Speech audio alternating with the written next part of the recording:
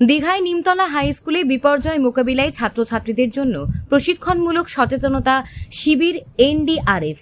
পূর্ব মেদিনীপুর জেলা উপকূলবর্তী জেলা। এই জেলায় বিভিন্ন সময় প্রাকৃতিক দুর্যোগের সম্ভাবনা থাকে। ঘূর্ণিঝড়, বন্যা সহ বিভিন্ন প্রাকৃতিক দুর্যোগে কিভাবে মোকাবিলা করা যায়, এবার তার প্রশিক্ষণ নিচ্ছে স্কুল ছাত্রছাত্রীরা। সৌজন্যে এনডিআরএফ টিম। এনডিআরএফ এর ২য় ব্যাটালিয়ন জেলার বিপর্যয় মোকাবিলা দল বন্যা সহ প্রাকৃতিক দুর্যোগ প্রতিরোধ ডিলের মাধ্যমে একটি প্রশিক্ষণমূলক সচেতনতা শিবির করলো। অনেক কিছু দেখালাম যে লাইফ সেভিং টেকনিকের মাধ্যমে দেখালাম যে স্কুল সারাউন্ডে কী কী ডিজাস্টার হতে পারে, কী কী থ্রেট আছে, তার সম্বন্ধে কীভাবে নিজেদের বাঁচাতে পারবে।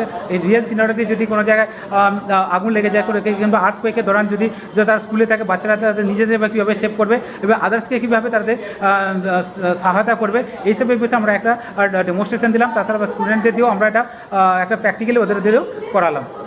স্যার, এটা দীঘা এরিয়া, যে কোস্টাল বেল্ট এরিয়া, প্রত্যেক বছর এখানে বন্যায় ডুবে যাওয়া ব্যক্তিকে কিভাবে জরুরি চিকিৎসা দিতে হয় এবং বন্যায় আগে কিভাবে নিজেকে নিরাপদ রাখতে প্রস্তুতি নিতে হয় সে সম্পর্কেও ছাত্রছাত্রীদের প্রশিক্ষণ দেওয়া হবে।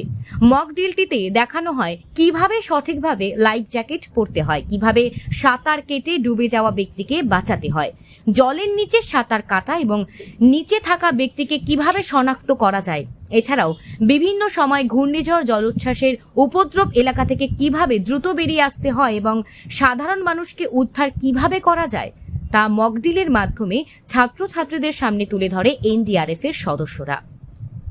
দুর্যোগের সময় লোকেদের মনোবল হারানো উচিত নয়।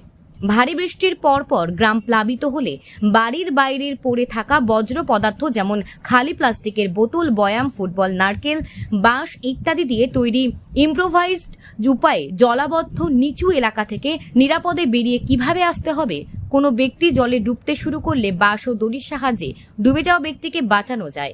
বন্যার জল থেকে নিজেকে রক্ষা করার জন্য সৈন্যরা ছাত্রদের জন্য বেশ কয়েকটি মকডিল পরিচালনা করেন। ছাত্রছাত্রীদের প্রশিক্ষণ দেওয়া হয়েছে।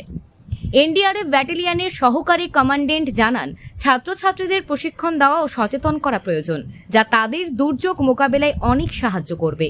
এর পাশাপাশি তারা অন্যান্যদের বিপদ থেকে রক্ষা করতে পারবেন। এই শিবিরে যোগদান দিয়ে ছাত্রছাত্রীরা রীতিমতোই খুশি। ছাত্রছাত্রীদের এই সচেতনতামূলক প্রশিক্ষণ শিবির বন্যা সহ প্রাকৃতিক বিপর্যয়ের হাত থেকে নিজেদের ও পরিবারের লোকজনকে উদ্ধার করতে সহায়ক হবে বলে মনে করছেন স্কুলের প্রধান শিক্ষক। এই ধরনের শিবিরের আয়োজন কারণে এনডিআরএফ এর যে টিমকে ধন্যবাদ জানিয়েছেন স্কুলের প্রধান শিক্ষক। পূর্ব মেদিনীপুর জেলার দীঘা থেকে সৈকত সির রিপোর্ট, লোকাল 18 বাংলা।